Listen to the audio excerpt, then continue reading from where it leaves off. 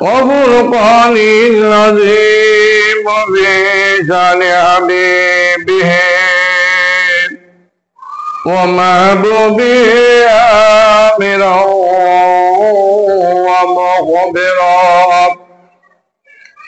إن الله وملائكته يصلون على النبي يا أيها الذين آمنوا صلوا عليه وسلموا تسليما اللهم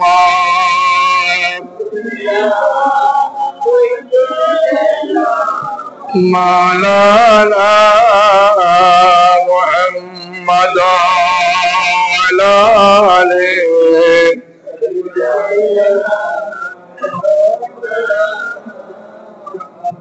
मदीने के खिते खुदा तुझको रखे गरीबों फकीरों तेरा निवाले अल्लाहुम्मा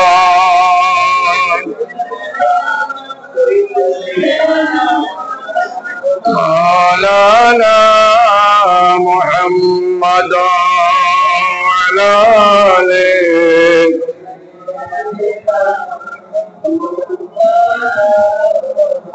चमक तुझसे पाते हैं कि सब पाने वाले मेरा दिल भी चमका जो चमकाने वाले अल्लाहुम्मा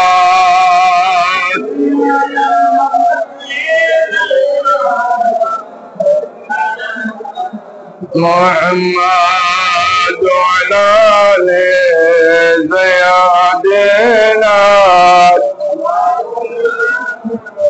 हरदम दरूद सलाम मज़ल अला अस्हाब तमाम अल्लाहुम्मा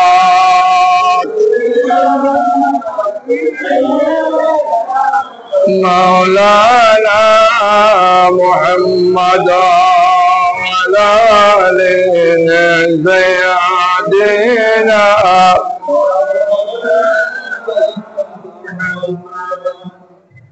उपस्थित हजराते मुअज़्ज़ज़ मुसल्लिन किराम मोहतरम उलमाए इज़ाम पर्दार आड़ाले पर्दानशील मा बोनेरा अस्सलामु अलैकुम व रहमतुल्लाहि व बाराकातुहू। महान अल्लाह रब्बुल आलमीনের দরবারে আলিশানে লক্ষ লক্ষ কোটি কোটি শুকরের সাজদা আদায় করি যে আল্লাহ রব্বুল আলামিন আমাদেরকে বছরে কয়েকটি রাত দান করে গুনাহ মাফের এবং ইবাদত করার সুযোগ দান করেছেন। একবার বলি আলহামদুলিল্লাহ। সাথে সাথে আকাল আমদাদ তাজদার মদিনা রাহমাতুল আলামিনের রওয়ায়ে তয়্যিবায় লক্ষ লক্ষ দরুদ আর সালাম প্রেরণ করি যে রাসূলের শ্রেষ্ঠ রাসূলের উম্মত হওয়ার এবং শবে বরাতের মতো লাইলাতুন নিসফে মিন শাবানের মতো একটি রজনী আল্লাহ রাসূলের রসুলে আমাদেরকে দান করেছেন। একবার বলি আসসালাতু ওয়াসসালামু আলাইকা সাইয়্যিদি ইয়া রাসূলুল্লাহ। মুআজ্জাজ মুসল্লি নিজাম আসসালামু আলাইকুম ওয়া রাহমাতুল্লাহি ওয়া বারাকাতুহু। আজকের আলোচ্য বিষয় পবিত্র লাইলাতুন নিসফে মিন শাবান তথা শবে বরাতের গুরুত্ব, ফজিলত, শবে বরাত নিয়ে যে বিতর্কের দালিলিক আলোচনা, দাঁত ভাঙা জবাব। রব্বুল আলামিন আগামী 14 তারিখ দিবাগত রাত অর্থাৎ আগামী জুমাবারের পরের জুমায় পবিত্র শবে বরাত আল্লাহ আমাদেরকে দান করেছেন। একবার আবার বলি আলহামদুলিল্লাহ। হাদিস শরীফে পবিত্র কোরআন মজিদে এই লাইলাতুল নিসফ মিন শাবান নিয়ে অনেক গুরুত্বপূর্ণ আলোচনা এসেছে। রব্বুল আলামিন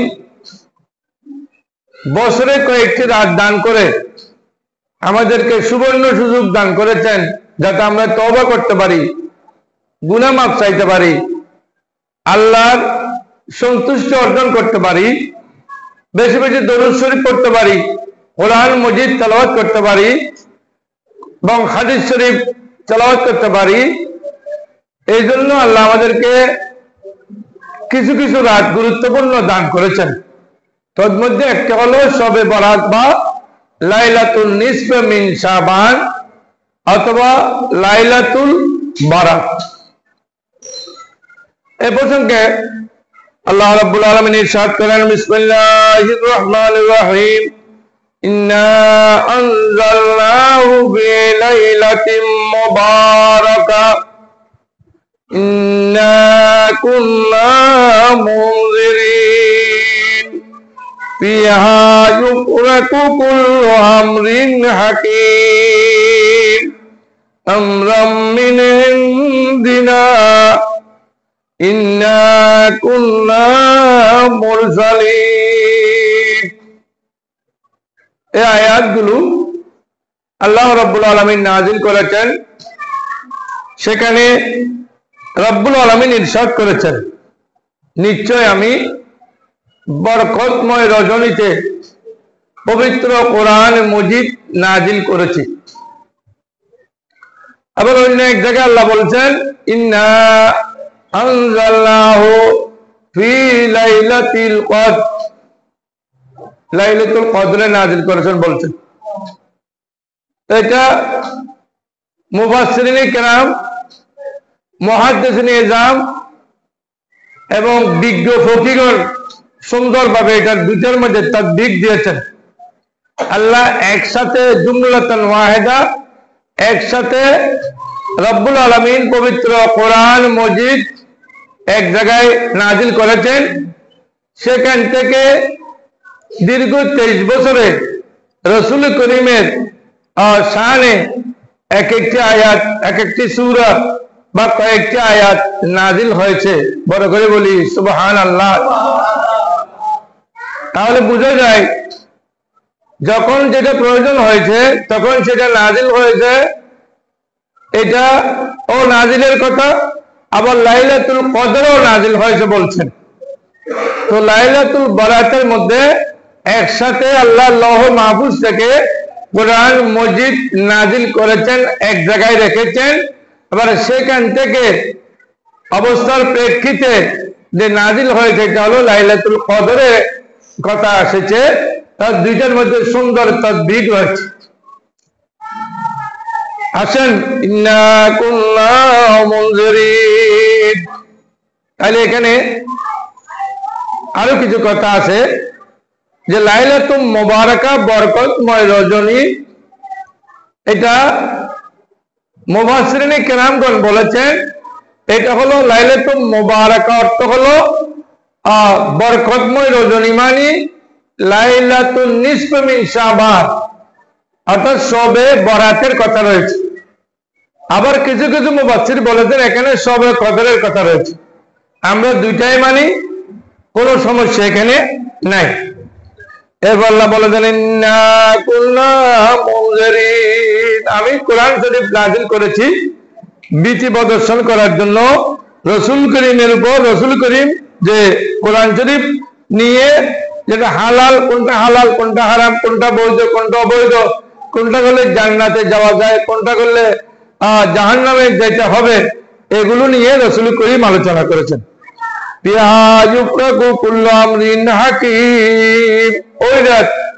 ওই দিন আল্লাহ রাব্বুল আলামিন প্রজ্ঞাময় গুরুত্বপূর্ণ বিষয়াবলী নাযিল করেছেন।